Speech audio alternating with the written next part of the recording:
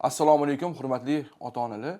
Bu video barcha ota-onalar uchun mo'ljallanmagan, hozir sanab o'tadigan farzandida muammosi bor ota-onalar uchun mo'ljallangan. Agar sizni farzandingizda ishtahasizlik kuzatilayotgan bo'lsa, qozon ovqatlarni yemayotgan, masalan, sho'rvamidi, mastavamidi, oshmidi farqi yo'q. Qanaqa ovqatda bo'lishidan qat'iy nazar, faqat shirinliklarni tanlaydigan, qozon ovqatidan voz kechgan, go'sht yemaydigan, ovqatidan go'shtlarni terib tashlaydigan yoki injiq, asabiy, jahldor bo'lib qolgan bo'lsa, yoki shu bilan birgalikda kamqonlik kuzatilayotgan bo'lsa, tez-tez kasal bo'ladigan, qancha urishsangiz ham, qancha unga tanbeh bersangiz ham tirnog'ini tishlaydigan, tirnog'ini yeydigan bo'lsa, kechasi tishini g'irchillatadigan, og'zidan so'liga oqadigan yoki tengdoshlariga nisbatan bo'yini o'sishi orqada qolayotgan bo'lsa, ozg'in bo'lsa, tengdoshlariga nisbatan, boshqa farzandlariga nisbatan nimjonroq bo'ladigan bo'lsa, yuzida dog'lar paydo bo'layotgan bo'lsa, badanda har xil toshmalar paydo bo'layotgan bo'lsa, lablari yorilib, qurilib, yirtilib ketayotgan bo'lsa yoki ichi qotayotgan bo'lsa,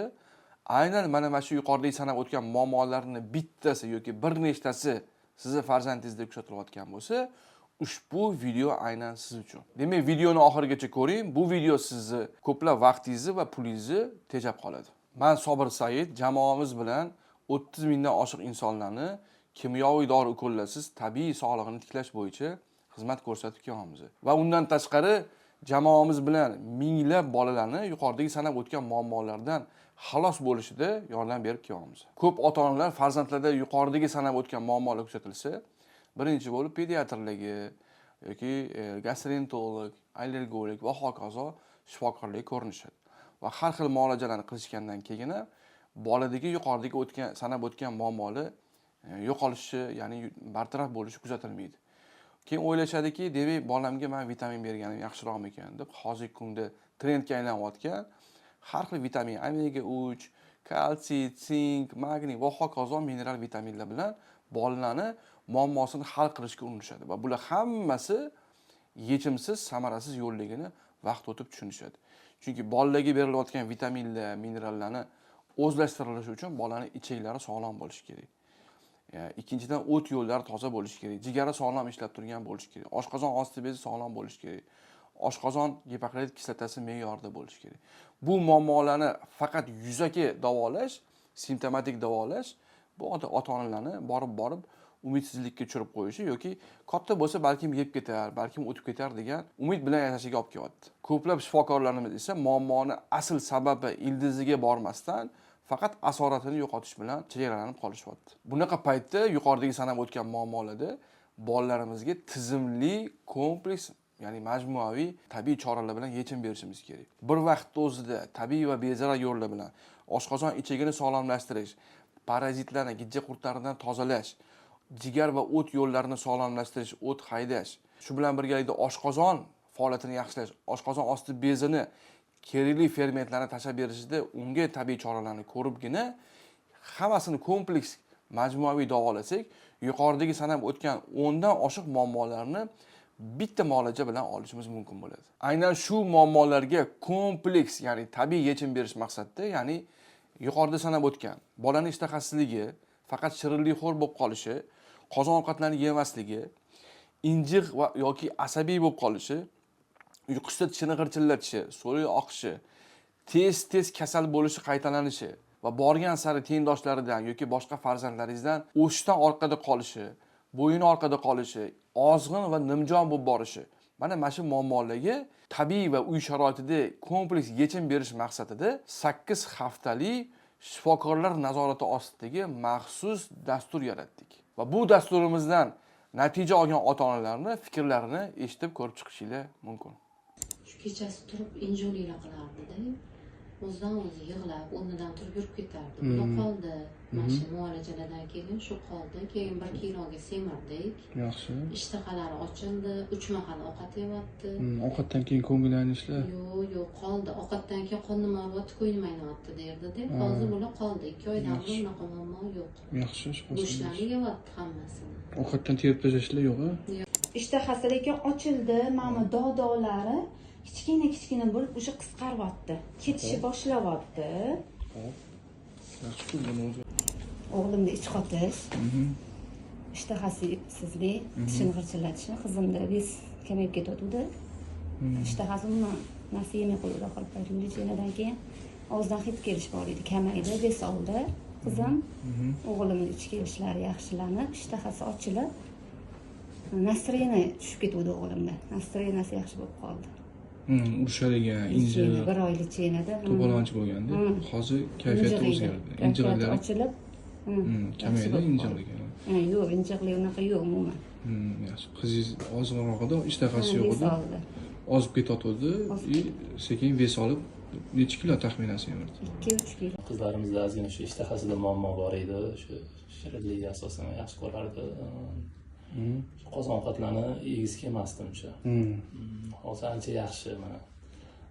Shu shirinliklar kamaytirildi, ovqatlar yeyishi yaxshilashdi, go'shtlar yeyapti. Yaxshi. Mana bo'ylari o'lchagan ekan, 4 santimetrga o'sibdi. 159 edi, 163 bo'lyapti. Yaxshi. Keyin vesi ham 4 kiloga oshibdi. 4 kiloga semirdi. 4 kiloga semirdi. Bu necha oyda bo'ldi? Bu shu 3-4 oylarda. 3 oydan oshiqroq vaqt o'tdi. 3 oydan oshiqroq vaqtda. Yaxshi. Mana yuzlari ham ancha ranglari yaxshilashib, Tiniqlashib qoldi. tiniqlashib qoldi. Yaxshi. Mayli, shifosini bersin. Keyingi etaplarni boshlaymiz xolos. Yaxshi, shifosini bersin. Ota-onalarning farzandlarining natijalari bo'yicha bir nechta fikrlarni eshitib chiqdinglar. Aslida bunaqa ijobiy natijada bizda juda ham ko'p. Agar hozir farzandlarimizni shu muammolarga yechim berishga kirishmasak, kelajakda qanaqa muammolar kutyapti. Yaqinda kelgan bir qizimizni misolida aytamiz. 18 yoshga kirgan qiz. Demak, ota-onasi ularni ham shirinlikxo'r bo'lgani uchun, qozon ovqatlarni uncha xushlamagani uchun, polifabrikatlarga shunaqa fast-foodlarga berilib ketgani uchun, go'shtlarni yemagani uchun, keyinchalik yeb ketar, yaxshi bo'lib ketar deb keyinga surishgan. Va hozir ko'plab shifokorlarni tekshiruvdan o'tib, ularning xulosasi bilan oldimga kelishibdi. Ya'ni nima deyishyapti? Hozir qizingizni turmushga bersangiz, birinchidan kamqonlikning juda og'ir formasi, ya'ni 70-65 gemoglobin bilan yuradi. Bunaqa qizlarda nima kuzatiladi? Soch to'kilishi, holsizlik, charchoq, ertadan kechgacha yotaveradi. Bunaqa qizlarni kelin qilganingizdan keyin endi menimcha qaynona-qaynotani xizmatiga ham yaramasa kerak. Allergik kasalliklar va shu bilan birgalikda ginekologik muammolar, u katta odamlarda, katta ayollarimiz uchraydigan muammolar halitdan turmush chiqmagan qizda. Va buyrakdagi toshlarning paydo bo'lishi, o't qopida toshlarning paydo bo'lishi. Bu ya'ni ishtahasiz ovqat yemagan, yog' yemagan qizlarimizda, o'g'illarimizda o't qopida toshlarning paydo bo'lishi. Va bunaqa bolalardan hozir shifokorlarning aytishi bo'yicha turmushga berishga shoshilmang, oldin sog'lig'ini tiklang, chunki birinchi, ikkinchi farzandlarda tushib qolish ehtimoli yuqori va farzandingiz sog'lig'iga ham zarar keltiradi degan shikoyatlarni, tavsiyalarni berishibdi. Erkaklarda qanaqa muammo kuzatiladi o'g'il bolalarimizda desangiz, go'sht yemagan, qozon ovqatlarni yemagan, ishtahasiz injiq bolalarda voyaga yetgandan keyin testosteroni past, nimjon, tez kasal bo'ladigan, o'zini bir shijoati yo'q farzandga aylanishi kuzatilishi mumkin ekan. Yoki bu boshqa kasalliklarni yetallab olib kelishi, ya'ni allergiya bilan yashaydigan, doim ukol dorisiz davolana olmaydigan, immuniteti past, ozg'in, kamqon. Kamqon bo'lgandan keyin aniqki xotirasi ham yaxshi bo'lmaydi bolaning. Xotirasi yaxshi bo'lmadimi, siz eng qimmat o'qishlarga olib kirib o'qitib qo'ymaysizmi? Eng qimmat Amerika vitaminlarini bermaysizmi? Ichkaridagi organlarni sog'lomlashtirmasdan turib, gemoglobinni ko'tarmasdan turib, bolaning xotirasini yaxshilanishidan yoki muvaffaqiyatli bo'lishidan umid qilmasangiz ham bo'ladi. Shuning uchun hozirroq men ko'plab ota-onalarga murojaatam, farzandimizni yoshlik paytida qaratib olsak, yuqoridagi muammolardan tezroq chiqib ketamiz. Keyin yaxshi bo'lib ketadi, keyin qolib ketadi degan fikr bilan yuradigan bo'lsak, hozir qizimizga o'xshab yoki boshqa bir yigitlarimizga o'xshab tuzalishi qiyinroq bo'lgan muammolarga duch kelib qolishimiz mumkin ekan. Va bu muammolar keyinchalik sizni ko'plab vaqtingizni, asabingizni hamda moliyaviy cho'nchagingizga zarar keltirishi ham mumkin. Ayniqsa eng yomoni yechim topilsa mayliga-ku, lekin yechim topilmasa, keyin afsus, nadomat, pushaymonlar bilan o'tkazishga to'g'ri keladi. Yosh organizm hozirdan bizni og'riq deb sanamagan kasalliklar bilan yashadimi, keyinchalik og'riq bilan yashaydigan farzandga aylanishi mumkin. Bizning o'zbek xalqida shunaqa narsa borki, bir joyi og'risa demak u kasal, lekin og'rimasa bu kasal emas deb qarashadi. Kamqonlik og'rimaydi, yoki ishtahasizlik og'rimaydi.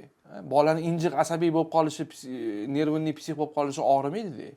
Bu o'tib ketar, lekin bular hammasi jiddiy kasalliklarni boshidagi ota-onaga berayotgan belgilari bo'ladi. Mana shu belgilarni yo'qotib olsak, bolalarimiz sog'lom, chiroyli, ko'rkam va muvaffaqiyatli bo'lib o'sishida ota-onalik burchimizni qilgan bo'lamiz. Agar videoni xuddi shu joygacha ko'rib kelgan bo'lsangiz, demak sizda farzandingizda yuqoridagi muammolarning bir nechtasi yoki ko'pchiligi bor va bu muammolarga tabiiy yechim qidirib yuribsiz. Agar siz ichingizdagi javob ha bo'ladigan bo'lsa, aynan siz kabi ota-onalar uchun 2 oylik shifokorlar nazorati ostidagi uy sharoitida bolalarimizni sog'lig'ini tiklash bo'yicha maxsus dastur ishlab chiqdik. Bu 2 oylik dasturdan keyin farzandingizda qanaqa o'zgarishlar bo'ladi? Birinchisi, bolaning ishtahaga kirib ketishi, shirinliklardan voz kechib, qozon ovqatlarni yeb ketishi, go'shtlarni sekin-sekinlik bilan yeb ketishi, immunitetini ko'tarilib, tez-tez kasal bo'lish, ukol dorilar bilan tuzalishdan chiqib, oddiy damlamalar, oddiy bir tabiiy yechimlar bilan bolalarning sog'lig'ini tiklaydigan bolaga aylanishi, injiqligi va asabiyligi ancha kamayishi, bolalarning bo'yini o'sishi, ba'zi bir holatlarda 2-3 kilogacha semirib vazn olishi, yuzdagi har xil parazitlar keltirib chiqargan dog'larni ketishi, yuz rangini tiniqlashib, chiroyli bo'lishi va ko'z tegidagi ko'kimtir rang, xuddi endi qo'pol ketganda 2-3 ta farzand ko'rgan ayollarga o'xshab, yosh bolalarimizda ko'zini tegdi ko'kimtirlik paydo bo'lgan. Ana o'sha ko'kimtir dog'larni izlari kamayib, yo'q bo'lishi. Bu dasturni biz Yevropadagi, Rossiyadagi professor, akademik ustozlarimizdan olgan bilimlar jamlanmasidan qilib, xalqimizga ko'plab insonlarga foydali bo'lishini maqsad qilib, hamyonbop bo'lishini maqsad qilib, bor yo'g'i 497 ming so'm qilib belgiladik. 2 oy davomida sizlar bilan 2 ta shifokor, mutaxassislar va bir nechta komanda a'zolarimiz birgalikda onlayn ishlab boramiz. Qisqa qilib aytganda, farzandingizdagi yuqoridagi muammolarda 2 oy davomida bosqichma-bosqich, qadam-qadam yechim berib boramiz. Imkoniyatdan foydalaning va farzandingizni sog'lig'ini tiklab, baxtli va sog'lom kelajak qurishida yordam bering. Dasturimizni onlayn qilishdan asosiy maqsad ko'p ota-onalarga yozishadi. Bizga uzoqlik qilyapti, kelib ketishimiz, Toshkentda demak bir kun qolishimiz va hokazo xarajatlar. Iloji bo'lsa, mana shu xarajatlarni minimallashtirish uchun onlayn biron narsa konsultatsiya qilib bering degan ko'plab takliflar tushadi. Yaqinda ham shunaqa Qashqadaryodan ota-onasi 3 ta farzandi bilan kelib ketishdi. Ular taxminan 2 million atrofida xarajat qilishgan. Ya'ni yo'l kira xarajati, yo'lda bolalarning o'zini ovqatlanishi, bekka kelgandan keyin Toshkentning mehmonxonaga joylashishi va hokazo. Mana shunaqa xarajatlarga tushirmaslik uchun massiviy ko'plab ota-onalarga foyda beradigan va bor yo'g'i 497 ming so'm qilib maxsus dasturni tashkil qildik. Bu dasturga qo'shilish uchun video tagidagi opisaniyada adminni belgilab qo'yganmiz. Adminimizga bog'lanib, to'lov qilib, dasturga qo'shilib farzandingiz sog'lig'ini tiklashingiz mumkin.